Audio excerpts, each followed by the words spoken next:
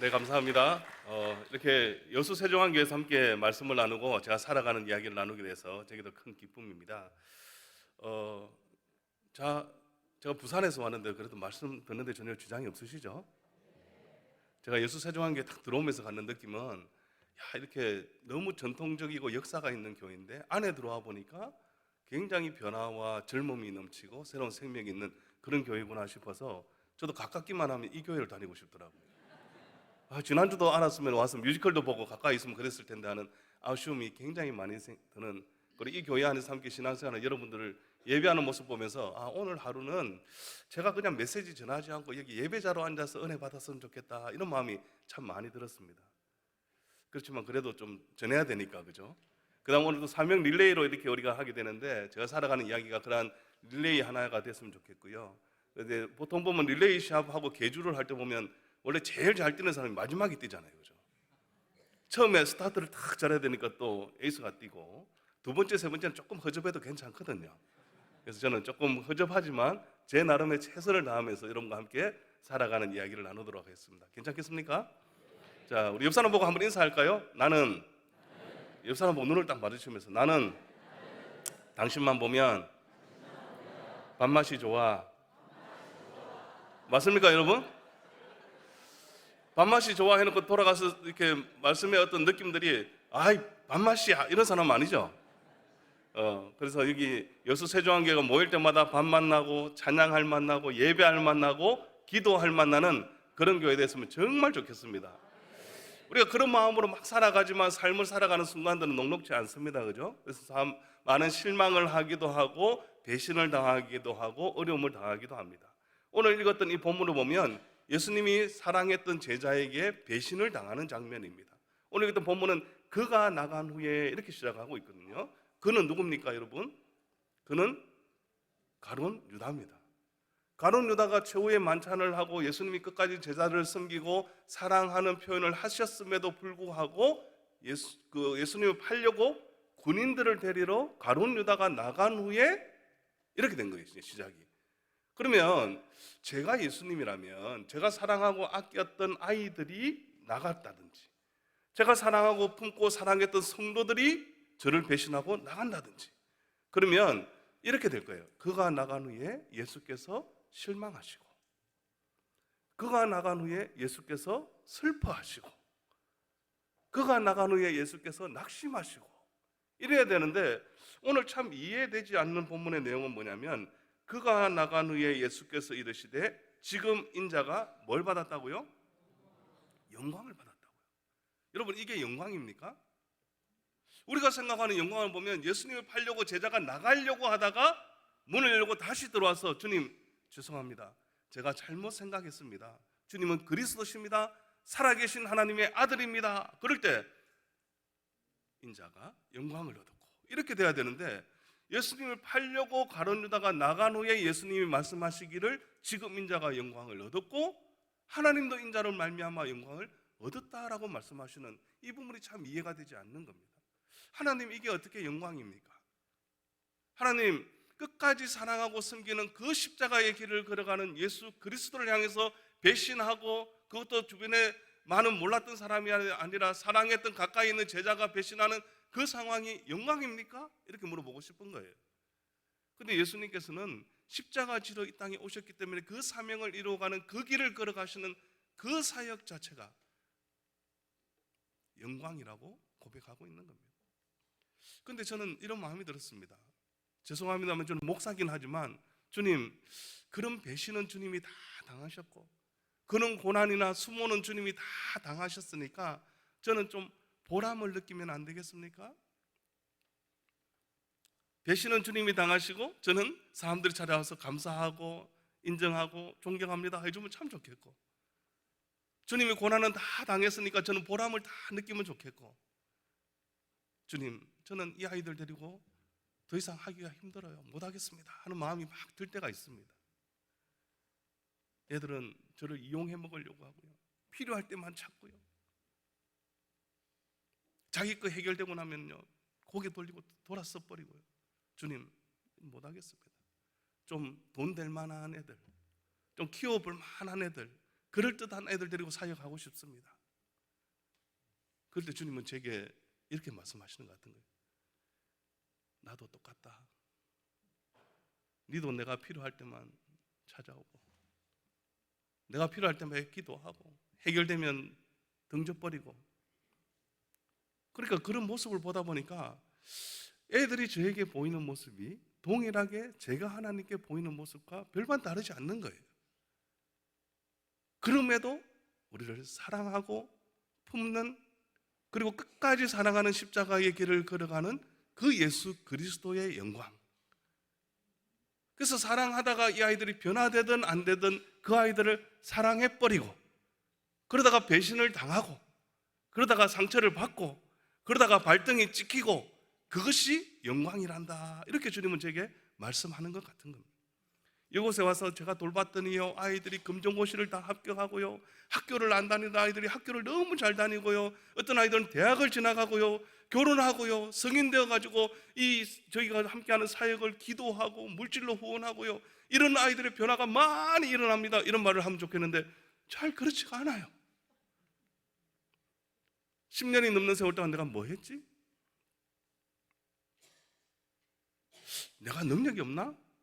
방법을 바꿔야 되나? 이런 수많은 실망감과 힘듦들이, 지침들이 제게 밀려오는 겁니다. 그럴 때마다 제가 이 본문을 읽으면서 다시 한번 마음을 되새기는 겁니다. 그가 나간 후에 참 잘해주던 아이가 저희 센터에 지내다가 훅 없어져 버려요. 도망가 버립니다. 야, 내가 그렇게 사랑해줬는데, 얘를 특별하게 대해줬는데. 그럴 때 수많은 실망감이 오지만 본문을 읽어보면서는 그가 나간 후에 그래, 그래도 다시 한번 품어주고 사랑하는 게 너의 사역이란다, 너의 삶이란다. 주님은 제게 그렇게 말씀하는 것 같습니다. 그래서 제가 오늘 살아가는 이야기들, 또 본문 말씀이나 여러 가지는 제가 보니까 목사님을 통해서 여러분들이 너무 좋은 설교들을 듣고 계시기 때문에 저는 오늘 제가 살아가는 이야기를 좀 나눠보고자 합니다. 괜찮겠습니까, 여러분? 예, 저는 비행 청소년들의 행복한 비행을 응원합니다라는 삶의 하나의 목표를 가지고 살아가고 있습니다. 이렇게 비행했던 아이들, 범죄를 저지른 아이들이지만 자신의 존재를 알고 인생의 가치를 알게 되면 정말 인생 가운데 행복한 비행을 하는 아이들 되지 않겠나 하는 마음으로 아이들과 함께 살아가고 있고요. 저는 아까 목사님 말씀하신 것처럼 소년 재판받은 아이들, 그래서 가출을 하고 뭐 이렇게 했던, 뭐 동네 좀 몰려다녔던 애들이 선을 넘어서서 법정에 서서 재판을 받게 되는데, 그 아이들이 가정으로 돌아가기에는 보호자의 역할이 너무 열악해서 또 사고를 치거나 범죄를 저지를 수 있는 위험이 큰 아이들을 소년원 대신 저희 가정에 와서 살아라 하는 것이 이 처분이에요. 그래서 저희 가정에서 그 기능을 하고 있습니다. 그래서 여러분, 전국적으로 보면 이 여수와 부산과 전국을 통틀어서 전국적으로 청소년들 나이에 저지르는 공식적인, 그냥 동네 슈퍼에서 잠깐 뭘 훔쳤다가 경찰 조사도 안 받고 끝난 이런 거 말고요, 공식적인 경찰 조사를 이루어진 사건이 몇 건이냐면, 제 얼굴에 가려서 안 보이지만 몇 건일까요, 여러분? 딱 띄워주시네. 방송실의 센스가 놀랍습니다. 10만 건입니다, 여러분. 많죠? 전국의 중고등학생들이 저지르는 공식화된 경찰 조사를 받는 것이 10만 건이에요. 그럼 그 10만 건 중에 다 법원으로 오는 게 아니라 경찰 단계에서 끝나기도 하고 검찰 단계에서 끝나기도 해서 법정에 서는 아이들은 2만 5천에서 3만 건 정도의 아이들, 한 4분의 1 정도의 아이들이 재판을 받고 있습니다. 그 재판 받는 아이들 중에 80%의 아이들이, 다시 저를 저쪽으로, 80%의 아이들이 사회로 나와요. 그 말은 10만 건 중에 굉장한 강력한 범죄를 저지른 아이들은 소년 교도소나 소년원으로 가고, 나머지 95% 아이들, 그러니까 9만 5천 명, 10만 건 중에 9만 5천 명의 아이들은 우리 주변을 살아가고 있어요. 그리고 5천 명의 아이들이 소년원이나 소년교도소에 갇히고 있단 말이죠. 그러면 이게 목사님 말씀하신 것처럼 이건 하나의 일반적인 주일학교 사역이나 다음 세대 사역이 아닌 특수 사역으로 볼 수도 있는데, 참 놀라운 것은 이 아이들을 만나서 이야기를 하다 보니까 부산에는 중고등학교 나이 아이들의 크리스천의 비율이 7, 8% 이야기하고 있습니다. 10%를 본다 하더라도 재판받는 아이들이 기독교인입니다라고 말하는 아이들이 10%가 된다면 교회 다니는 아이들도 동일하게 사고를 치는구나 이렇게 볼 수 있잖아요. 그죠? 저는 법원에서 국선 보조인 해서 아이들이 재판받을 때 아이들의 마음이나 보호자의 어떤 여러 가지 의견들을 정리해서 판사님께서 처분할 때 참고하시도록 돕는 일을 하고 있습니다. 그래서 저는 어떻게 보면 교회를 중심으로 하기보다는 법원을 중심으로 한 사역을 하고 있고요. 그래서 그 일을 하다가 보면 아이들에게 그냥 물어봐요. 너 종교는 있니? 물어보면 놀랍게도 10%를 뛰어넘는 25%, 30%의 아이들이 기독교라고 이야기합니다. 왜냐? 초등학교 때까지는 교회를 다니고 신앙생활을 하다가 중학교 다니면서 방황하고 비행기 오이들하고 어울려 다니고 오토바이도 타고 담배도 피고 이러다 보니까 교회 가기 꺼림쩍해져서 지금 우리 교회에서 사라져버린 아이들. 교회 가면 눈치 보이니까 교회를 끊어버린 아이들. 근데 그 아이의 부모님은 교회를 다니고 있고 얘는 주일학교 출석하지 않고 있고, 아니면 요즘 조선 가정도 늘어나고 있으니까 할머니가 권사님이기도 한데 손주가 오토바이 타고 다니고 이러니까 그걸로 힘들어하는 가정들도 생기더라는 거예요. 그리고 제가 맡았던 사건의 아이를 보니까 어떤 아이는 아버지가 장로님이기도 하고 심지어 목사님이기도 했습니다. 교회 바깥의 이야기가 아니라 교회 안에도 수많은 아이들이 아파하고 힘들어하고, 근데 다만 우리가 들려지지 않고 보여지지 않으니까 우리 교회에는 없구나, 우리 동네에는 없구나라고 생각할 수 있겠지만 이런 일들이 참 많이 일어나고 있다는 겁니다. 그래서 아이들이 경찰에서 조사를 받게 되면 일단 훈방에서 이제 가정으로 돌아갑니다. 그럼 이 사건이 이제 검찰로 넘어가면 검찰에서 재판으로 보낼 거냐 안 보낼 거냐를 갖는 결정하는 권한이 있죠. 그래서 기소유예가 된다든지 선도유예가 돼서 재판을 안 가기도 하고요. 이제 검찰에서 재판을 받아야 되겠습니다 할 때는 법원으로 사건을 넘깁니다. 그래서 아이들 중에는 형사재판, 아이들이지만 범죄의 내용이 너무 악질적이고 너무 중하다, 그래서 이 아이들은 형사처벌을 받아야 되겠다 할 때는 소년 형사재판을 받아요. 그리고 대부분의 아이들은 소년 보호재판이라고 해서 이 아이들을 처벌하는 게 아니라 교육적 기능을 가지고 변화를 시키자 할 때는 소년 보호재판을 하는데, 이 사건의 90% 정도는 소년 보호재판을 받습니다. 요즘 한참 논란이 되고 있는 촉법소년, 이 아이들이 재판도 안 받고 처벌 안 받으니까 자기들 마음대로 한다 이런 이야기가 많이 들리지 않습니까? 이 말은 뭐냐면 아이들이 소년 형사재판을 안 받지 소년 보호재판은 이 아이들도 받습니다. 그래서 소년 형사재판을 받으면요, 이 형사재판은 전과에도 남고요, 실형을 받게 되면 소년원이 아닌 소년 교도소를 가게 됩니다. 자, 그러면 우리가 만나는 한 90%의 다수의 재판받는 아이들 중에 소년 보호재판 받는 아이들은 처벌하는 형사법이 아닌 교육적 기능을 갖고 있는 소년법으로 처분이라고 이야기합니다. 그래서 1부터 5까지는 사회로 돌려보내면서 하는 처분이 있고요, 6부터 10까지는 소년원 시설에 격리해서 하는 처분을 하게 됩니다. 그래서 이걸 딱 펼쳐보면 이제 이 이야기를 듣고 나면 여수세종한교회 교인들은 이쪽에 관련돼서는 굉장한 상식을 가진 수준 있는 분들이 되는 겁니다. 자, 1호 처분은 보호자에게 보냅니다, 잘 교육하세요 하고 법원에서 아이를 맡기는 거고요, 2호는 수강명령, 3호는 사회봉사, 4호는 1년 동안 보호관찰, 5호는 2년 동안 보호관찰하는, 그래서 1, 2, 3, 4, 5가 사회 내로 돌려보내는 거예요. 6은 아동치료보호시설 같은 곳에서 6개월 동안 건물에서 생활합니다. 건물 안에서 외출을 하지 않고. 그리고 7은 요즘 아이들 중에 자해를 하거나 마약을 하거나 이 분노조절 장애가 있거나 심리적, 정서적, 정신과적 문제를 가진 애들이 늘어나고 있어요. 7호 처분은 치료를 목적으로 의료소년원에 가서 6개월간 있는 거고요, 8, 9, 10은 한 달이냐 6개월이냐 2년이냐에 따라서 처분의 종류가 달라지고 있습니다. 저는 뭐냐면 아이들이 잘못을 해서 소년원에 보낼 만한 아이들인데 이 아이를 막 살펴보다 보니까 아이만의 잘못이 아니라는 거예요. 그럼 얘는 소년원에 보내서 좋은 결과를 갖기보다는 부모를, 보호자를 한번 바꿔보면 좋겠다. 그래서 제가 하는 처분은 1호 처분. 저희 하고 있는 둥지센터는 보호자 또는 보호자에게 이렇게 되어 있습니다. 그래서 보호자를 대신해서 제가 6개월 동안 아이들을 데리고 사는 겁니다. 그래서 여러분 부산에서 떠들썩했던 몇 년 전의 사건, 부산 여중생 폭행 사건, 그 전국적으로 난리가 났었지 않습니까? 그죠? 그래서 이 아이들 사건 하나하나를 말씀드리기 어렵지만 이 아이 중에 한 아이도 저희 센터에서 생활을 했었습니다. 그리고 지난주에 보니까 천안에서도 수십 명이 아이 하나를 집단 폭행하는 영상이 막 떠돌아다닙니다.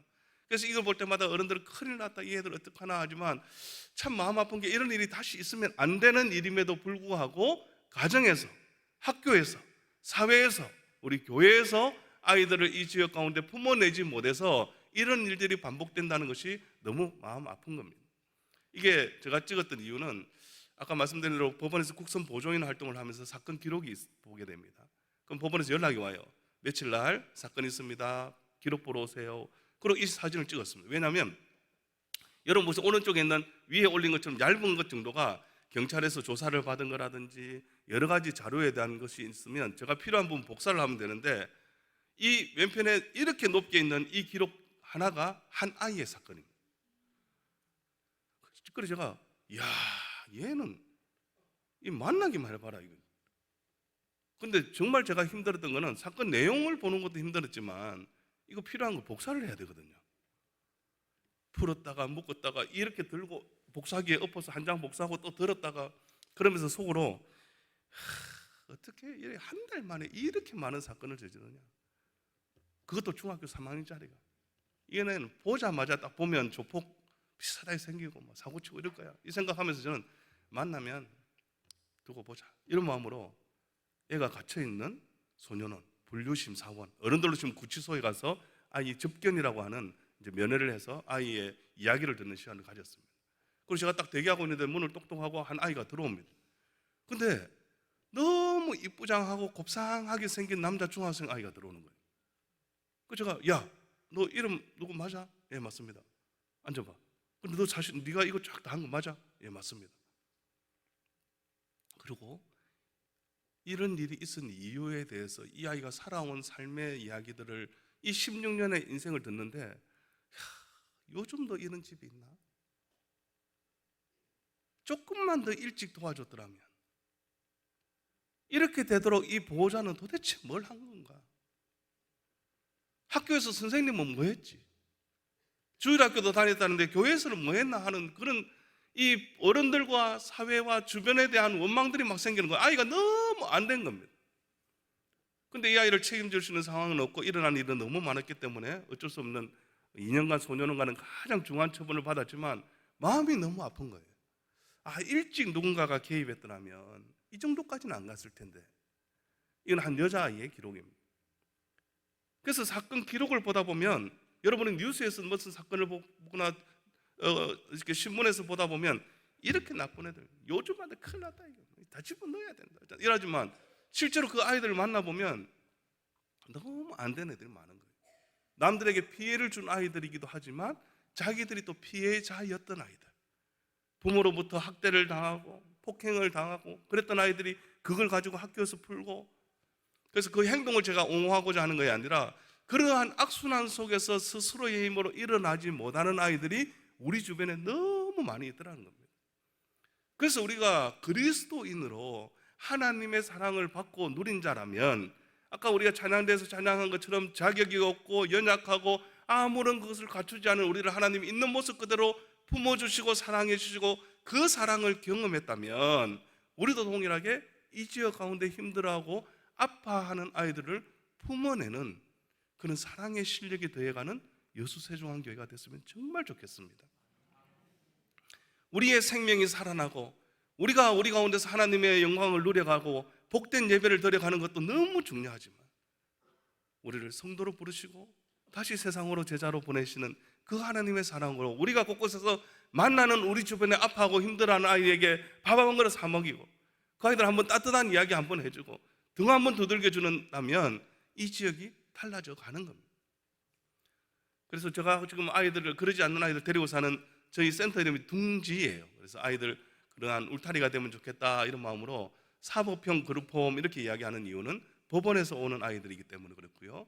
1호 처분으로 아이들과 함께 살아가는 대안가정입니다. 그래서 저희들은 전국적으로 한 20개 정도가 있는데 남자아이들 데리고 있는 곳이 있고요, 여자아이들 데리고 있는 게 있는데 아까 목사님 말씀하신 딸들, 여자아이들 데리고 함께 생활을 하고 있습니다.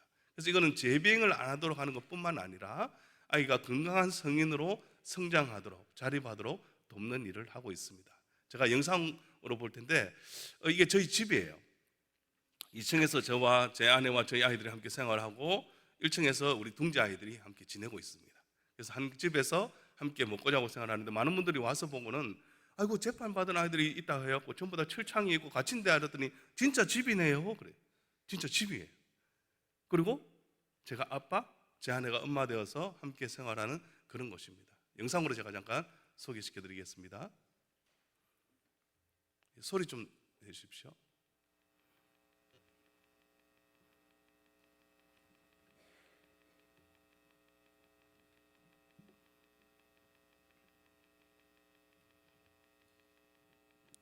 소리 슬쩍을.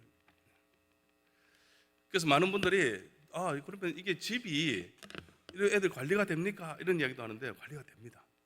그리고 밥 먹고 학교 다니는 애들은 학교 다니고요. 또 밖으로 나가는 애들을 또 금전고 출신 애들 또 여러 가지 활동하는 애들 해서 딸 많은 딸 부잣집이다 생각하시면 되고요. 그래서 함께 지내고 있습니다. 자, 이제 그럼 바로 이제 소리가 나올 것 같은데.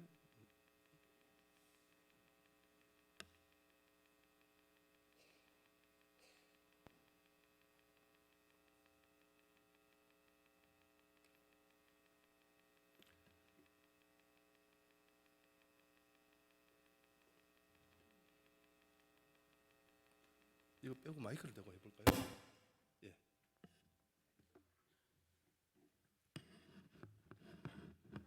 혹시 무슨 마이크 있으면 이거 소리 내지 마시고.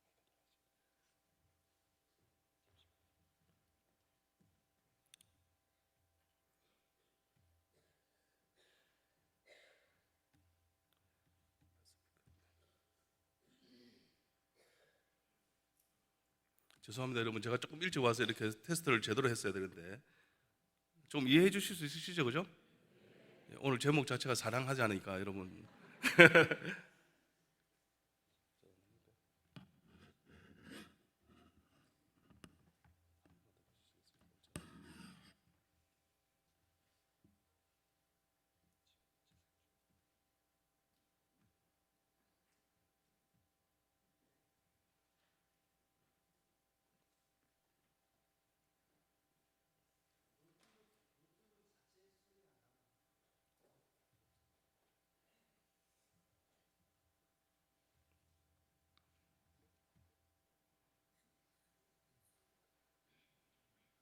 영상을 보면 더 이렇게 딱 여러분이 이해하시기 좋을 것 같아서 이렇게 조금만 기다릴 수 있나요?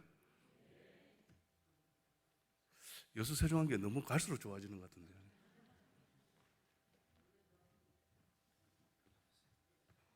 네, 네, 됐습니다.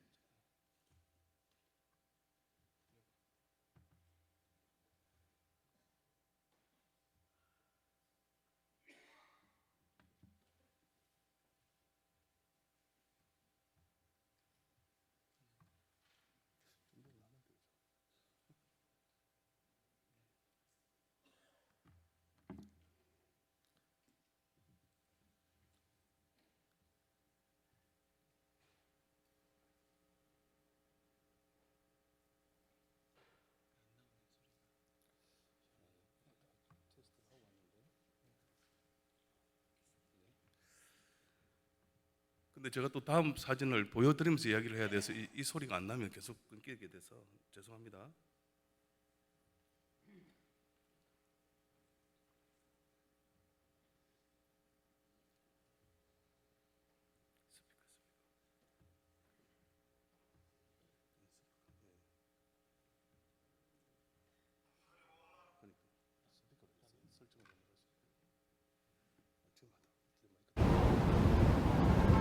어머니의 눈에 눈물 보이게 해서 죄송합니다.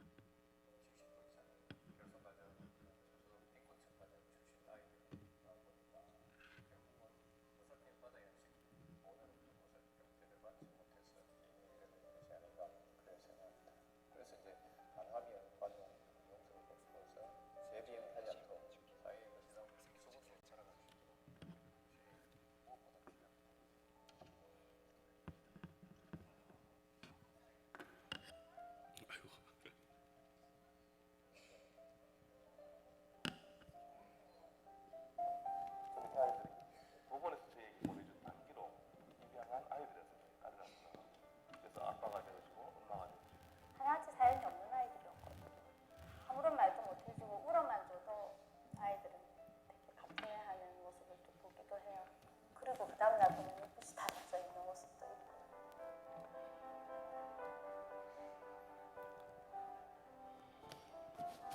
가장 필요한 게 결국 사랑이죠.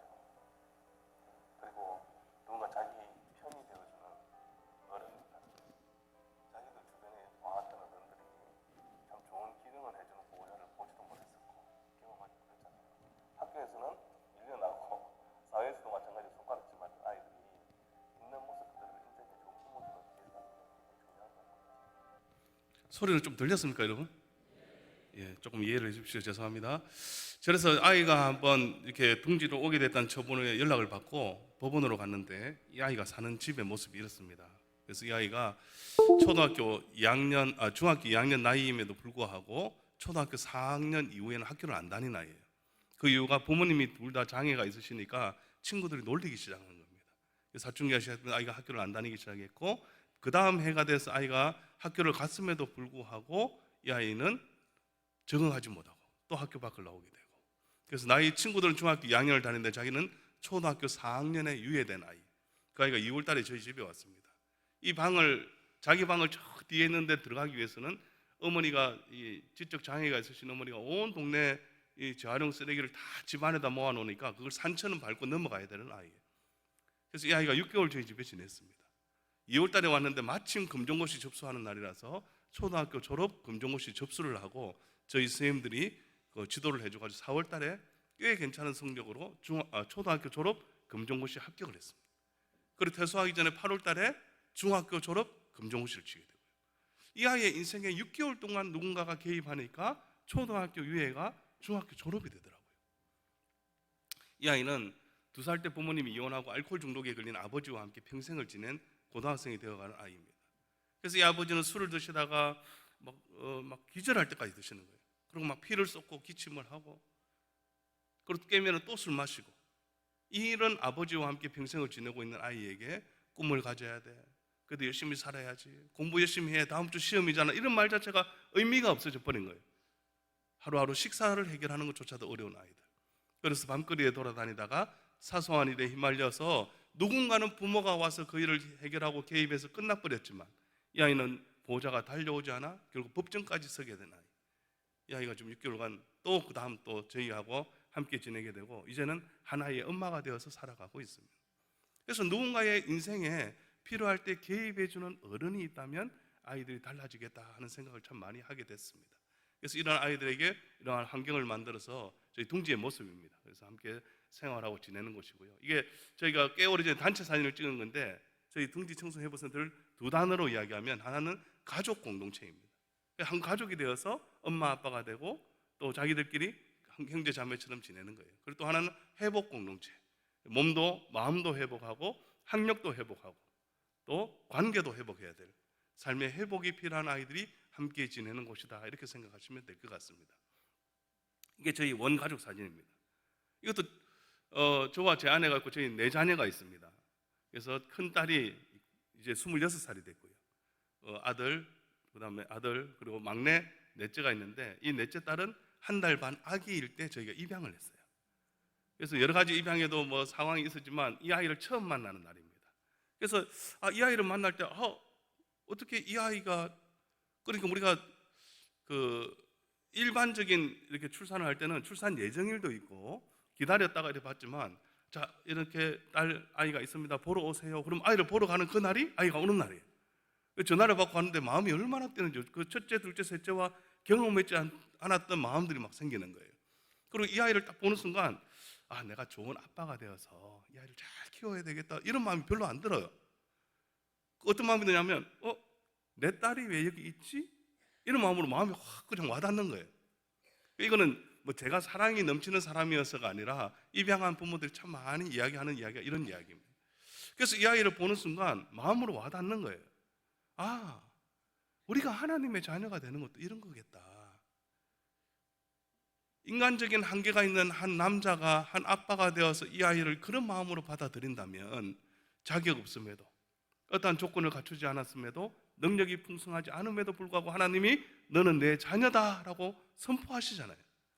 그래서 우리를 하나님을 아빠, 아버지라 부를 수 있는 양자의 영을 받았단 말이에요. 그러니까 우리는 다 입양 아들이에요. 하나님께 입양된 하나님의 자녀들입니다. 맞습니까, 여러분? 그래서 그렇게 한 가족으로 함께 살아가고 있는 겁니다. 둥지에 있는 아이들도 마찬가지로 저를 부를 때 목사님, 센터장님, 또 선생님, 또 제가 국선 보조인 했던 애들은 뭐 보조인 뭐 이렇게 뭔가 호칭이 왔다 갔다 해요. 그래서 아이들끼리 투표를 했습니다. 자, 그러면 어떻게 부를까? 근데요, 10명의 아이들이 있을 때 투표를 했는데 7표가 아빠가 나왔어요. 제가 아빠 같아서라는 것도 있겠지만 더 중요한 거는 이 아이들에게 아빠라고 하는 존재가 필요한 거예요. 그래서 얘들이 아빠라 부르고 막 이러는데 사람들이 참 이상하게 쳐다봅니다. 마트 같은 데 가면 7명, 8명 여자애들 문신도 있고 막 이런 애들이 아빠 아빠 하고 따라다니니까 저를 이상하게 쳐다봐요. 그래서 한 가족으로 지내고 애들을 보면 가끔 이렇게 둥지를 방문해도 되나요? 할 때 많은 분들이 두려워하세요. 왜냐하면 아이고 그 뉴스에서 나왔던 애들, 아이고 사고 친 애들, 범죄한 애들, 재판 받은 애들.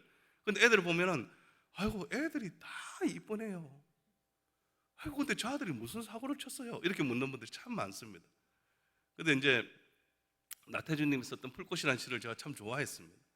자세히 보아야 예쁘다. 오래 보아야 사랑스럽다. 너도 그렇다.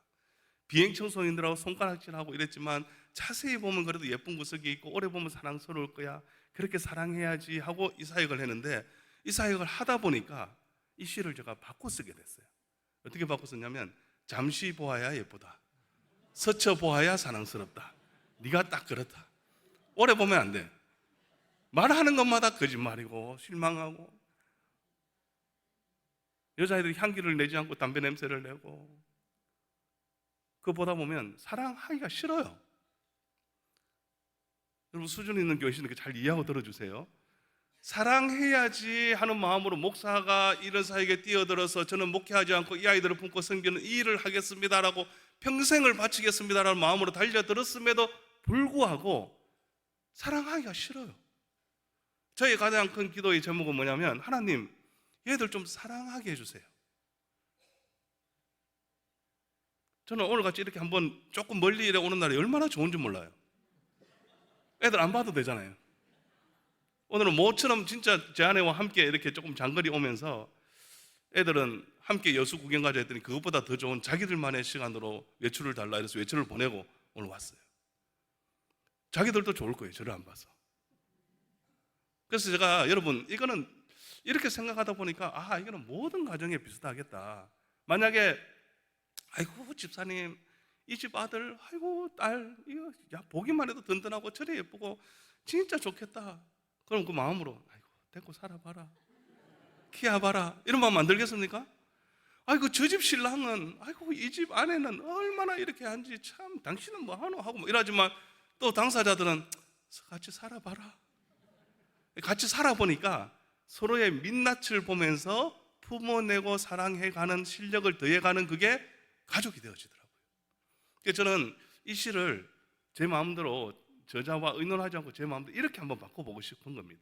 자세히 보아도 예쁘고 오래 보아도 사랑스럽고 너도 그렇고 처음 봐도 참 좋고 실망시키고 배신하고 거짓말해도 내 속에 매일매일 하나님이 부어주시는 은혜와 평강이 넘쳐나고 그러한 사랑의 기쁨과 감격이 넘쳐난다면 그 사랑으로 이 아이들을 사랑할 수 있지 않겠다. 그런 마음이 날마다 생기는 겁니다. 이 아이들 특징은요, 먹어도 배가 고파요. 잘 먹습니다. 저희가 가는 이 돼지국밥집이 있는데요, 근처에 여자아이들이 가서 국밥을 먹을 때 공깃밥을 3개, 4개씩 먹습니다. 그러니까 이 사장님이 놀란 거예요. 그리고 제가 저녁에 제 아내가 몸이 피곤하거나 혹은 어떤 일이 있거나 또 특별한 날에 아이들과 함께 외식을 하러 갈 때 애들이 돼지국밥, 부산은 유명하잖아요. 이걸 먹으러 갑니다. 그러면 이 저녁에 제가 이 까만 차를 타고 딱 이렇게 내리는 중고차를 사가지고 또 썬팅도 좀 돼 있어요. 자동문이 탁 내리면서 애들이 하나, 둘, 셋, 한 7, 8명 내리니까 사장님이 안에서 보다가 주차장에 여자아이들이 내리는데 이건 학생 같기도 하고 아닌 것 같기도 하고 화장을 하고 문신도 있고 그리고 태운 기사가 내리는데 이거는 목사 같지 않고 얼굴도 시커멓게 해가지고 뭐지? 이러고 보시는 거예요. 그러다가 또 다 먹었어 가자 이러니까 애들 착 일어나 또 차 타고 탁 사라지는 겁니다. 밤에 또 오는 겁니다. 근데 애들이 또 바뀌었어요. 저 사람이 뭐 할까? 이러고 굉장히 궁금해서 저한테 조심스럽게 물어봤습니다. 저 선생님 죄송하지만 하나만 물어볼게요. 혹시 뭐 하는 분이십니까? 그래서 제가 이렇게 해서 아이들과 함께 삽니다 했더니 이분이 교회도 안 다니는데요. 진짜 대단합니다. 저 아들 먹는 거 보니까 장난이 아닙니다. 저 아들 어째 새끼를 먹이고 데리고 삽니까? 자기가 잘하는 거는 먹이는 거니까 언제든지 오세요. 그 이분은 저를 밤에 여자아이들 싣고 다니면서 어디 업소 같은 데 내려주는 그런 사람으로 본 거예요.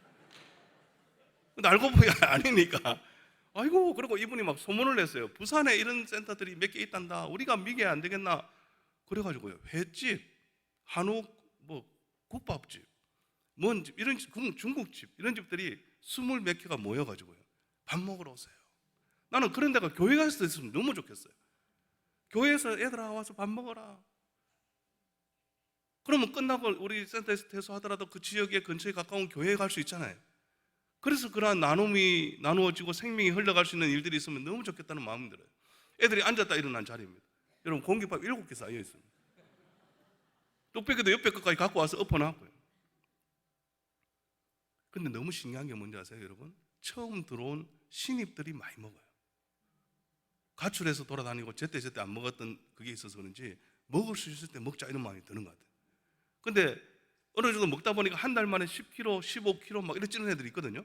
옷도 안 맞지, 숨쉬기도 힘들지. 그러니까 먹는 양이 줄어들기도 하고, 제일 중요한 거는 마음이 안정되니까요. 언제든지 열면은 뭐 먹을 게 있고 준비되어 있고 규칙적으로 정기적으로 양질의 괜찮은 식사가 제공되니까 마음이 안정되니까 아이들이 먹는 양이 줄어요. 그래서 제가 갖는 생각이, 얘들은 배가 고픈 애들이 아니라 사랑이 고팠던 애들이구나 하는 마음을 참 많이 갖게 됩니다. 저희를 늘 초대하는 한 중국 요리집에서 찍었던 사진이고요. 애들은 몸과 마음이 아파요. 그러니까 누군가는 나쁜 아이들이다 이러는데 제가 볼 때 좀 아픈 애들이에요. 딱 봐도 아프잖아요, 그죠?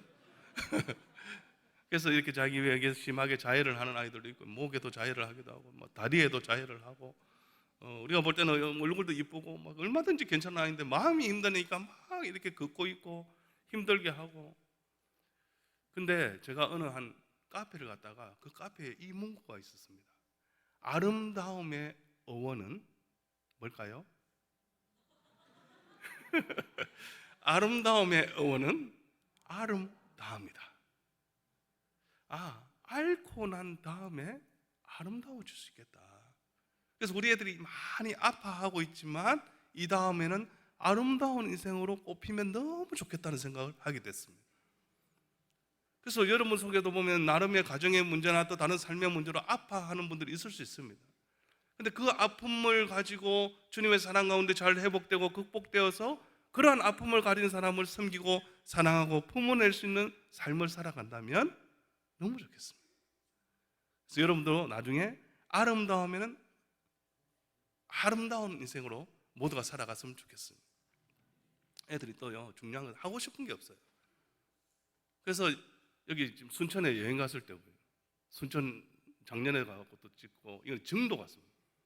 정도 가가지고 또 이렇게 일몰도 같이 보고, 영광에 가가지고 또 백수 해안도로를 달리면서 사진도 찍고, 뭐 이런 놀이도 하고요, 쿠키도 만들고 네일 아트도 하고 또 이런 캘리그라피 수업도 하고 이런 작품도 만들어 보고 음악 치료도 하고 콘서트도 보러 가고 또 유명한 분하고 같이 만나가지고 화상으로 또 강의도 듣고, 우리도 봉사하러 가자 해서 연탄을 달동네에 가서 배달하는 일도 하고요, 일주일에 책 하나를 읽고 감상문을 쓰고 이렇게 나눔을 하는 시간도 가지고, 꽤 괜찮은 작가와 만나서 교제하고 그분의 삶의 이야기를 듣는 시간도 갖고요, 애들이 주인공에 대해서 자기들의 이야기를 담은 연극을 만들어서 매년 공연도 하고 있습니다. 그래서 둥지센터가 둥지 극단으로 이때는 바뀌는 거예요. 그래서 이게 몇 년 전에 저희가 연극을 했고, 이게 지난 9월 달에 올해 연극을 했던 겁니다. 그래서 여러분 유튜브에 둥지 극단 해보면 이렇게 애들이 발표했던 연극이 뜹니다. 꽤 잘해요. 올해 특히 더 잘했어요. 그래서 많은 분들이 함께 와서 공연을 보고 아이들을 격려해 주는데, 여기에 이야기가 뭐냐면 아버지와 아들 이야기, 성경에. 그래서 둘째 아들이 가출했다가 다 허랑방탕하게 살다가 아버지의 품으로 오는 이야기잖아요. 그 이야기를 극으로 각색을 해서 현대적으로 만들었는데, 우리는 여자센터니까 엄마와 두 딸의 이야기로, 거기는 가출도 하고 이러려고 내를 낳은 기가 내놔라, 이 집 싫다, 나갈 거다 하고 나가고 엄마 품으로 돌아오는 이야기를 썼는데, 그 속에는 다 성경적 이야기를 가지고 이 스토리를 만들어가고 있습니다. 근데 이 연극이 끝나고 나면 어떤 분들이 와서 이렇게 이야기합니다. 아이고 센터장님, 어째 그래 우리 집 이야기를 갖고 연극을 만들 생각을 다 했습니까? 예, 이 부모들이 그런 말을 너무 많이 들어왔거든요. 그리고 아이들이 연극을 하면서 그 자리에 와 있는 가족들, 친구들 그 앞에서 연극을 하고 그런 자부심도 가지고 뿌듯해하고 가족끼리 눈물 짓기도 하는 회복의 현장이 되기도 합니다. 그런가 하면 이제 멀리 필리핀에 왜 우리 집은 이렇게 가난하는 우리 부모는 해주는 게 없어 말하고 하는 그 아이들 데리고 필리핀을 갑니다. 어떤 패키지로 해서 관광지를 다니는 게 아니라 여기는 단기 선교보다도 더하게 필리핀의 오지 마을, 쓰레기 마을 또 정말 어렵고 힘든 데를 찾아가서 봉사활동을 합니다. 이런 마을에 들어가서 발을 디딜 수 없는 냄새나는 이곳을 디디고 다니면서 이렇게 살아가는 사람이 있나. 물이 없어서 머리 못 감는 아이들 머리도 감겨주고요. 하루 한 끼 먹는 아이들 이렇게 식사를 제공해 줍니다. 그럼 이 애들이 오후 3시에 한 그릇을 먹어요. 왜요? 제일 배고플 때 먹는 거예요. 12시에 먹으면 밤에 배고파서 잠을 못 자니까 하루 한 끼를 딱 먹는데 그게 오후 3시. 애들에게 그렇게 이야기했습니다. 오전에 돌고 나서 얘들아 우리가 오늘 먹을 돈이 우리 일행이 다 먹는 게 한 $100 정도 돼. 그 한 10만 원, 12만 원이면 여기 있는 애들 200명이 밥 먹을 수 있어. 어떻게 할래? 한 끼 굶을래? 어떻게 할까? 그러면 애들이 돌아다니다 보니까 애들이 굶을게요. 해요. 그리고 애들이 음식 준비하는 걸 돕고요. 음식을 같이 만들어서 애들 들어오는데 손도 씻기고요. 하나씩 배달을 해줘요. 이렇게. 그러면서 울어요. 왜 그럴까요? 자기는 너무 쉽게 택시 타고 다니고 얼마 전에 가출해가지고 택시 타고 부산에서 인천까지 40몇만 원 돈 주고 왕복 80몇만 원 잠바 몇백만 원짜리 걸치고 슬리퍼도 나이키를 신어야 되고 그런 아이들이 자기들을 썼던 이 돈들을 생각해 보니까 너무 막 살은 것 같은 거예요. 이게 그 아이들에게 제공된 한 끼란 말이죠. 하루 한 끼 먹는 아이들. 저희가 가서 특식을 준다고 하는 것 자체가 사탕 하나 더 놔주는. 애들이 울어요. 갖다 주다가. 그리고 이런 계곡을 건너서 3시간, 4시간을 걸어서 산골 오지에 있는 한 초등학교를 방문을 했습니다. 근데 애들이 할 수 있는 게 없습니다. 교회에서 단기선교팀은 영어로 준비하던 뭐 부채춤을 추던 여러 가지를 준비해서 뭔가 행사를 하고 나눌 수 있지만 우리 애들은 영어도 잘 못하고 할 수 있는 게 없어요. 그래 모였는데 이 애들과 뭐 할까? 얘들이 잘하는 건 하나밖에 없는 거예요. 한국말. 그래서 한류 열풍이 이 마을에도 있기 때문에 가나다라를 써놓고 애들이 하는 거라고는 가 이러면 앉아있는 애들이 가. 그리고 이 가나다라도 다 못 써서 제가 써줬어요. 얘는 학교도 안 다녀. 근데 이 앉아있는 애들하고 가나다라 수업을 하고 감사합니다, 사랑합니다, 축복합니다, 하나님은 당신을 사랑합니다 이런 거 몇 번을 가르쳐준 1시간 수업을 했는데 그 수업 후에 이 반에 있던 애들이 전부 얘를 따라다니는 거예요. 저 반에 있던 애들은 또 다른 애를 따르는 거예요. 학교도 안 다니고 넌 학교 오지 마 그러고 학교도 잘리고 막 이랬던 별 소망 없던 아이가 이 시골 마을에 가서는 한국어 교실의 원어민 선생님이 된 거예요. 그러니까 자존감이 막 올라가는 거예요. 자고 일어나니까 온 동네 아이들이 우리 숙소 앞에 다 모여 있습니다. 그리고 그 1시간 가르쳤던 그 선생님 이름을 막 불러요. 그러다가 이 마을에 그때 뿜뿜이라는 노래가 유명해가지고 막 그 마을에 갑자기 스피커 있고 뿜뿜이 나오니까 저희 애들이 나가가지고 뿜뿜 노래에 맞춰서 춤을 췄거든요. 이 마을에 소문이 났습니다. 한국에서 걸그룹이 왔다. 그래서 이때까지 선교사님이 뭐 벼룩시장을 하든 뭐 할 때마다 마을 주민이 잘 안 모이고 이랬는데 대박이 난 겁니다. 그리고 애들이 막 이래주니까 너무 좋아하시고 그래서 선교사님이 야, 이 교회 애들보다 낫습니다. 교회 애들 어디 가서 밥 먹자 그러면 막 식사하고 불평하고 남기고 그 현지인들한테 불편함 주고 호텔 가서 자고 뭐 이런 얘들은 이런 데 가서 흙바닥 자래도 자고 뭐 주는 대로 먹고 낫습니다. 왜냐하면 우리 애들은 길에서 노숙도 해봤고 가출해가 다녀서 현지 적응력이 대단합니다. 다만 이 아이들이 가지고 있는 그 에너지를 좋게 활용하지 못했던 아이들, 그래서 나쁘게 썼던 애들이 이 방향을 바꿔주면 애들 인생이 달라지는 거예요. 그리고 이 애들도 이렇게 또 다른 빈민촌에 가서 밥을 나눠주는데 얘들도 이상하게 쳐다봐요. 이 필리핀 애들도 보통 뭐 God bless you 뭐 이런 거 그죠? Jesus loves you 이런 거 막 붙이고 다니는데 그런 것도 아닌 이 언니들이 이상하게 오고 뭐 팔뚝에 문신 있는 언니가 밥 갖다 주고 이러니까 애들도 이상하게 쳐다보고 우리 애들도 서로 그리고 이 민도로 나오는 섬에 가서 망얀족을 만났는데 그리고 여기에서 라면을 끓여주기 했는데 2시간이 걸립니다. 그걸 위해서 이 애들이 땡볕에 서 있는 겁니다. 불이 없습니다. 애들 몇 명은 가서 나뭇가지를 주워 옵니다. 먹을 물이 없는데 걸어 내려가서 물을 길러 옵니다. 그리고 불을 지피고 물을 끓이고 이 라면 한 그릇을 떠서 먹이는 시간이 2시간이 걸려요. 그거 하나 받아 들고 젓가락이 없어서 뜨거운 걸 손으로 짚고 있는 그 아이들 보고 애들이 눈물이 안 날까요? 목사님, 제 분홍색 옷 입은 쟤 너무 귀여워요. 얘들이 학교 다니는데 한 달에 25,000원 든다는데 제가 25,000원 드리면 얘 전달해 줄 수 있어요? 있지. 네 25,000원 내면 나도 25,000원에서 5만 원 보내줄게. 할래? 예. 너 돈 없잖아. 저 이제 담배 줄일 거예요. 그래, 네 담배값이면 서너 명은 다닐 수 있겠다. 그러면서 애들이 돈을 쓰는 것, 가치들이 달라져 가는 겁니다. 애들이 부산 소년원의 이름이 오른정보산업학교입니다. 이걸 2월 달에 가서 사진을 찍었습니다. 얘들아, 우리는 이 학교를 다 졸업을 한 거야. 이제 졸업사진 찍었으니까 다시 재입학하지 말고 잘 살자, 이런 마음으로 가서 사진을 찍었는데 이 사진 찍은 애들 중에 몇 명이 지금 또 들어가 있습니다. 애들이 그래도 이제 뭐라고 이야기하는지 한번 애들 이야기 한번 같이 들어보시겠습니다. 솔직히 피 한 방울 안 섞였잖아요. 일이라고 생각하면 저희가 담배를 피든 술을 먹든 늦게 들어오든 신경 아무것도 안 쓰잖아요. 근데 여기 지금 제가 엄마 아빠라고 부르는 목사님과 사모님은 다르게 저희가 늦게 오면 야단도 치시고 담배 피면 정말 뭐라 하시고 저희가 막 도망가려 하면 이렇게 그래도 눈 감고 감싸주시고 이렇게 하니까 진짜 우리를 지켜주려고 이렇게 하는구나. 그냥 나쁜 길로 갈 것 같다 싶으면 목사님 생각이 날 것 같아. 제가 한 것보다 더 못하게 사랑을 너무 많이 받고 있는 것 같아서 좀 죄송할 때도 있어요. 제가 그만큼 잘할 수 있는 자신은 없는데 제가 받은 사랑을 제가 보답을 할 수 있을까 이런 걱정도 돼요. 진짜 어렸을 때는 사랑받는다는 게 뭔지 몰랐는데 여기 와서 되게 많이 알게 된 것 같아요. 아이들은 이제 진짜 가족이 되었습니다. 어디를 둘러봐도 내 편이 없고 캄캄하기만 했던 지난날은 둥지에서 생활하며 점점 환한 빛과 웃음으로 바뀌었습니다. 어떻게 좀 괜찮습니까, 여러분? 여기까지가 딱 좋습니다. 문제는 자기들 인터뷰한다고 이렇게 하고 막 해놓고 이 방송 나가고 얼마 안 돼서 인터뷰했던 2명도 도망 나갔습니다. 하나님, 이걸 할 필요가 있나요? 이런 마음이 들다가도 오늘 읽었던 거 보면 그가 나간 후에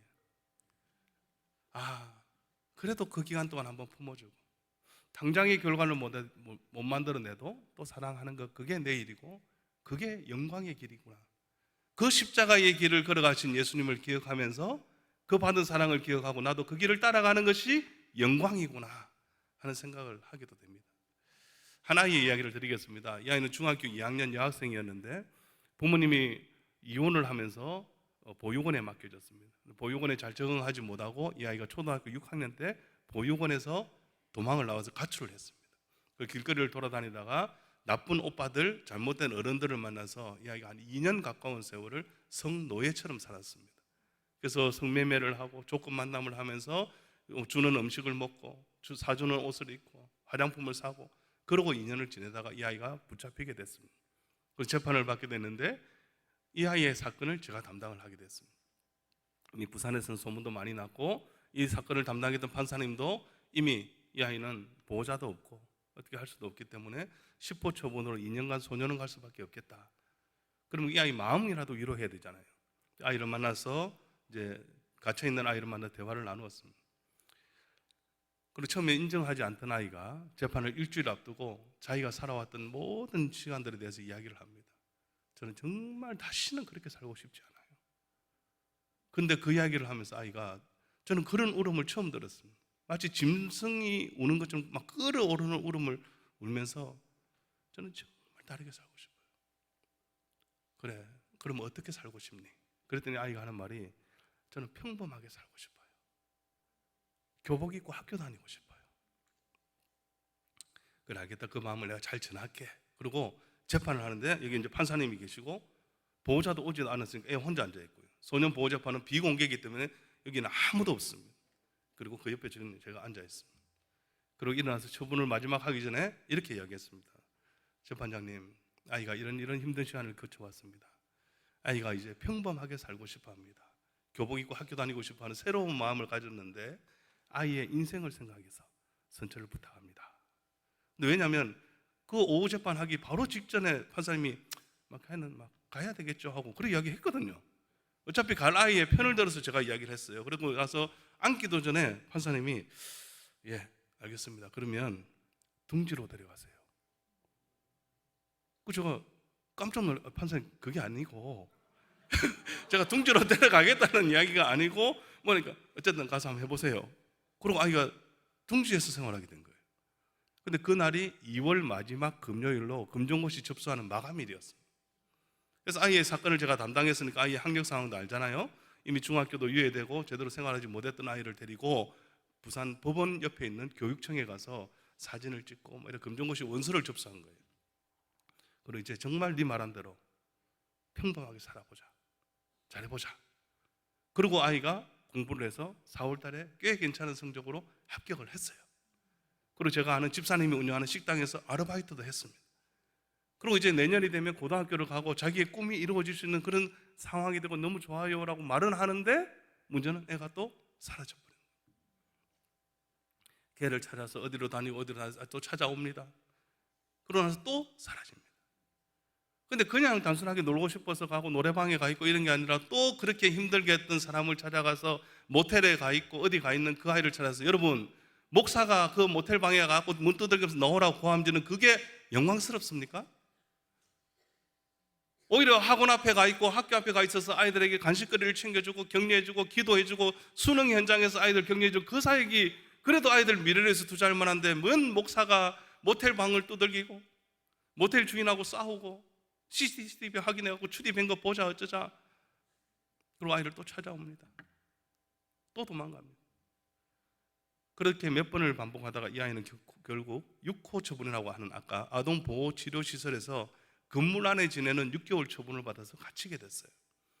그리고 일주일에 한 번 전화를 하게 하는데 이 아이가 전화를 할 데가 없는 겁니다. 그러니까 아이가 저에게 전화를 해요. 그것도 콜렉트 콜로. 아빠, 저 이제 여기 온 지 한 달 됐어요. 저 보러 오세요. 그래, 알았다. 꼭 갈게. 또 전화 와요. 아빠, 저 다음 주 생일이에요. 저 보러 올 거죠? 야, 내 생일은 지난주 지났다. 니는 축하도 안 하고 니 것만 챙기나. 또 그래도 마음에 걸려가지고 아무도 없잖아요. 또 그 일 갑니다. 케이크 하나 놔두고 청순맞게 생일 축하 노래 불러줘. 근데 문제는요, 아이가 1월 달에 나오게 되는데 이 아이를 데려갈 보호자가 또 시설이 아무것도 없는 겁니다. 그리고 정말 반성하고 잘해보겠다는 의지를 아이가 보여서 저희가 둥지에 올 수는 없고 둥지센터 옆에 이 아이를 위해서 집을 마련했습니다. 그래서 가구를 드리고요, 환경을 만들어서 야, 이제 1월달, 이제 3월달부터 학교 잘 다니면 된다. 진짜 잘하자. 얘 필요한 걸 제공을 해요. 잘 지내게 해줬습니다. 근데 또 사라지는 거예요. 왜 그랬니? 좀 놀고 싶었어요. 그래, 잘하자. 학교 다녀야지. 예. 그리고 또 사라져요. 그러기를 몇 차례 하다가 아이가 구인장이라고 하는 보호관찰 위반이 되면 수배 영장이 떨어져서 구인, 그 체포되어서 수갑을 차고 잡혀가게 돼요. 그러한 상황이 되니까 전화가 왔습니다. 저 좀 도와주세요. 근데요, 저 거짓말을 하지 않잖아요. 하나 분명한 거는 저 이제 성매매는 안 했어요. 갈비집 알바하면서 돈 갖고 생활하고 이랬는데 저 한 번만 살려주세요. 그래서 제가 판사님께 부탁을 했습니다. 판사님, 얘가 여전히 문제가 많습니다. 근데 그때는 완전 바닥치고 이런 인생이었다면 지금 조금 나아지다가 나빠지다 해서 지금 한 여기까지 왔습니다. 지금 확 가면 얘는 완전 또 바닥으로 떨어집니다. 한 번만 좀 기회 주면 안 되겠습니까? 그래서 정말 법원에 전례가 없는 그 구인장이라고 하는 걸 판사님이 기각을 시켜버렸어요. 그리고 애를 데리고 법원에 갔습니다. 그때 판사님 조건을 걸었어요. 너 한 달 동안 생활 잘하면 계속 사회생활 하게 하고, 도저히 안 되면 이번에 간다. 잘할 수 있지? 예. 그리고 애가 법정에서 너무 좋아가지고 안 들어갔잖아요. 그래서 저하고 손가락 걸고 이렇게 약속을 했어요. 진짜 잘하자. 제가 웃고 있지만 이게 웃는 게 아닙니다, 저게. 그래서 대학교 앞에 여성 전용 고시텔을, 그거는 이제 관리하는 분도 있고 하니까 거기에 방을 잡아주고 3개월치 120만 원을 지불하고 잘하자 했는데 애가 또 사라져 버렸어요. 미칩니다. 그래서 또 기다리다가 오지 않고 돌아다니다가 아이가 결국 붙잡혀서 수갑을 차고 10호 처분이라고 하는 처분을 받아서 소년원에 갔습니다. 아까 가장 중요한 2년간 소년원에 갔습니다. 그리고 가고 나서 제게 편지가 왔습니다. 좀 지나고 그 편지를 한번 열어보면서 아이고 진짜 끝까지나 가고 어쩌고 있을까 하는 마음으로 편지를 열었는데 편지가 이렇게 되어 있는 거예요. 내 인생에 왜 상관하냐, 좀 사라져라, 신경 쓰지 마라 이 말이에요. 딴 하나 신경 써라, 상관하지 마라, 나는 내대로 살 거다. 제가 이 편지를 받아들고는 주님, 제가 이런 말 들으려고 그 시간을 썼습니까? 주님, 제가 이런 말 들으려고 그 돈을, 그 에너지를, 그 마음을 다 쓰고 이 아이를 한번 살려보려고 했나요? 그런 마음이 막 드는 거예요. 너무 힘들어요. 근데 여러분, 정말 죄송하지만 한편으로 고맙기도 한 거예요.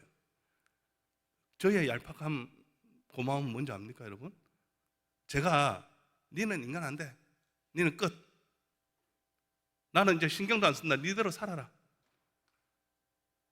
그러고 싶은데 그럴 수 없는 목사로서의 영혼 하나를 포기할 수 없는 마음을 있는데 자기가 사라져 주세요, 상관하지 마세요. 그러니까 제가 그래 알았다, 그러면 내가 상관 안 할게, 고맙다, 차라리 네가 스스로 그렇게 해줘서, 그렇게 마음 정리가 될 수 있도록 해줘서. 왜 저를 이상하게 쳐다보십니까? 그리고 꽤 시간이 지났습니다. 9월 달에 아이에게 편지가 다시 왔습니다. 편지가 오기를 뭐라 쓰고 딱 중간에 이렇게 써놨습니다. 다시 아빠 해주세요. 아빠보다 더 아빠같이 생각했는데 제가 왜 그랬을까요? 죄송해요 아빠. 또 아빠래요. 그것도 어쩌겠습니까? 이 편지를 받아들고 또 저도 답장을 보내고 주고받다 아이가 2년의 세월을 끝내고 나왔어요. 그걸 만났습니다. 그 2년 있는 동안에요, 검정고시 시험으로 고등학교를 졸업했는데 전국 소년원에서 시험 친 애들 중에 전국 1등을 했습니다. 공부하면 할 수 있고 환경을 만들어 할 수 있는 아이예요. 그리고 고등학교 졸업장도 땄고 미용 자격증도 따고 피부 미용 자격증도 따가지고 일도 하기 시작하고 편의점 아르바이트도 하고 PC방에 일도 하기도 하고 혼자 서기 위해서 노력을 하고 있어요. 그래서 이 아이가 제게 했던 말, 다시 아파해 주세요. 동지 아이들의 많은 아이들의 이야기를 엮어서 그 책을 쓰게 됐고요. 그래서 이 아이에게도 이 책을 전달했습니다. 자, 네가 내한테 했던 거 이 안에 들어있다. 그리고 몸도 안 좋아지고 영양도 못 챙겨서 건강 상태가 안 좋은 아이에게 그런 일을 하지 말고 어떻게 할까 했더니, 저 공부 잘했었잖아요. 저 소년원 선생님 하는 거 하고 싶어요. 그래, 그런 거 하려면 보호직 공무원이라는 게 있어. 교정직 공무원이나 일반 공무원보다도 조금 더 시험 치고 합격할 확률이 높으니까 보호직 공무원 한번 내년에 쳐보자. 지금도 좋겠다 해서 지금 내년에 한번 시험 치려고 준비를 하고 있는 거예요. 그래서 아이들이 세월이 지나가면서 그렇게 조금씩 달라져 가는 겁니다. 그래서 이 책으로 제가 북콘서트를 하기도 했고, 창원에 있는 한 소년재판을 담당하는 판사님이 이 책을 읽으시고는 이거는 부모된 사람이 부모됨을 포기하지 않도록 법정에서도 그냥 가정으로 돌아가고 아이는 소년원 시설에 갇히는 부모들은 다 읽어야 됩니다, 이런 마음으로 변호사회에서 기부를 받아가지고요, 이 책 600권을 받아서 지금 법정에서 이 책을 나눠주고 있어요. 그게 창원 법원에서 지금 그렇게 하고 있습니다. 제가 이 책을 홍보하고자 하는 게 아니라 우리가 듣지 않고 보지 않지만 여전히 우리 주변에 아파하고 힘들어하는 아이들이, 이거는 부산에만의 문제가 아니라 여수 땅에도 있다는 이야기예요. 그래서 이 생명 나눔을 하면서 이 생명 나눔이 우리 주변에 보여져가는 그 지경을 넓혀가고 우리의 시선이 하나님의 시선이 머무는 곳에 우리의 시선을 더 높여가면서 여기에 있는 위기 청소년들까지도 품을 수 있는 여수 세중앙교회가 됐으면 정말 좋겠습니다. 애들이 살려주세요, 도와주세요, 건져주세요, 잘 살게요, 감사합니다 이러고 애들이 안녕 하고 갑니다. 또 빠지고, 야, 안 그런다고 했잖아. 잘 살 거야, 안 살 거야? 잘할게요, 이번엔 진짜예요, 이번엔 진짜 잘할게요. 또 빠져요. 가서 또 건져줍니다. 또 빠집니다. 이 영상의 제목이요, 멍청한 양입니다. 얼마나 멍청합니까, 그죠 여러분? 제가 이 영상 보면서 참 둥지스럽다. 어째 그래 둥지하더라도 똑같노? 절대 안 그럴게요 하고 절대 그렇게 해요. 다시는 안 그럴게요 하고 또 그래 해요. 근데 제가 이걸 보다가 어떤 생각이 드냐면, 아, 이거 꼭 둥지 애들 이야기가 아니라 저 같은 거예요. 여러분 그렇지 않습니까? 수련회 가고 또 이렇게 부흥회 하면은 주님 죄송합니다 하고 천부여 의지 없어서 막 이제 절대 안 그러겠습니다 해놓고 또 그러고 있잖아요. 또 실패하고 또 실패하고 또 실패하는 우리를 하나님은 품으시거든요. 그 모습 그대로 하나님은 안으시거든요. 그리고 우리의 아버지로서 그 아버지 하나님이 우리를 사랑해 주고 계시잖아요. 그래서 저에게 주시는 말씀도 그런 것과 똑같은 겁니다. 네가 생각하는 그 영광이 아니라 십자가의 길을 걸어가는 그 영광, 사랑하다가 상처받는 것, 그것이 영광이 되어지고, 나는 선대했음에도 불구하고 내가 오해를 당하고 내가 낭패를 당한다 하더라도 품어내는 그 사랑, 그게 영광이란다라고 이야기하거든요. 더 높아지고 더 많이 가지고 더 많이 누려야만 영광이라고 생각하는 이 시대가 이해하지 못하는 그 영광스러움이 여수 세중앙교회와 여러 성도님들의 삶 가운데 넘쳐났으면 좋겠습니다. 그래서 우리에게 이야기하는 것이, 하나님이 우리를 사랑하신 것처럼 사랑해라. 하나님이 우리를 사랑하신 것처럼 사랑해라. 저는 이 말씀이 늘 부딪히는 겁니다. 제가 아는 한 아이가 있습니다. 이 아이는 모태신앙으로 자랐고요, 그리고 막 잘 자라다가 중학교부터 어느 정도 좀 방황하고 뭐 담배도 피고 오히려 다니고 이러더니 고등학교 가고 적응하지 못하고 고등학교를 중퇴했어요. 잘렸어요. 그러다가 애가 친구들 몇 시 오토바이 타다 죽고 또 다른 사고가 나서 죽는 걸 보고 하고 얘가 다시 한번 옛날 가졌던 신앙에 대해서 다시 한번 고민하고, 이 아이가 금종고시로 고등학교를 졸업하고요, 대학을 진학하고요, 또 군대를 갔다 와서 인생을 두고 고민하다가 나도 얘들을 위해서, 이런 아들을 위해서 살면 좋겠다 하고 신학교를 갔어요.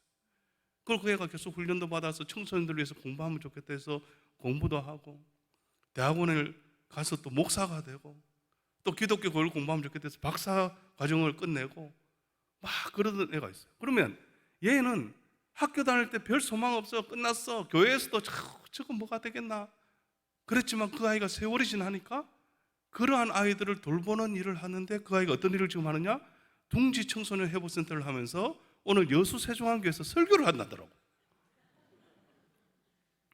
그게 제 이야기입니다. 그렇게 소망 없이 막 사는 것 같은 저를 사랑하신 하나님. 하나님, 나 이거 못하겠어요, 쟤든 안 돼요. 내가 너를 어떻게 사랑했니? 그 말씀 앞에 저는 할 말이 없습니다. 주님, 또 한 번 더 사랑하겠습니다. 대신 제가 갖는 그 기도의 제목은, 그렇게 사랑하는 걸 보고 제자라고 이야기하지, 교회가 돈 많다고, 힘 있는 사람 모인다고, 건물 크다고 제자라고 이야기하지 않습니다. 사람들이 해내지 못하는 그 사랑을 실천해낼 때, 품어낼 때, 사랑의 깊이를 더해갈 때, 사랑하는 실력이 더해갈 때, 세상은 우리를 보고 주님의 제자다, 그 십자가의 길을 걸어가신 예수 그리스도의 십자가의 길을 함께 걸어가는 제자들로 인정을 해준단 말입니다. 내가 너희를 사랑한 것 같이 너희도 서로 사랑해라. 그게 우리 주님이 주시는 말씀입니다. 저의 날마다의 기도 제목은, 하나님 그렇게 사랑하도록 노력하겠습니다. 대신 사랑하다가 지치지 않게 해주세요. 이게 저의 기도의 제목입니다. 여러분, 사랑하다가 지치지 않길 바랍니다. 우리가 생명 나눔을 하고 한 영혼들을 초대하고자 할 때 바로바로 달려오지 않는 것 때문에 낙심하거나 포기하지 마시길 바랍니다. 저는 저의 현장에서 이 아이들을 하루하루 더 품어내기 위해서 포기하지 않고 지치지 않고 사랑하기 위해서 노력할 겁니다. 여러분은 여러분의 삶의 자리에서 하나님의 사랑이 필요한 사람들을 품어내는 삶이 되기를 바랍니다. 여수 세종안교회가 여수 지역을 품고 위기 청소년과 장애인과 곳곳에 하나님의 사랑과 도움이 필요한 사람들을 품어낼 수 있는 사랑의 공동체가 되기를 원합니다. 같이 기도하겠습니다.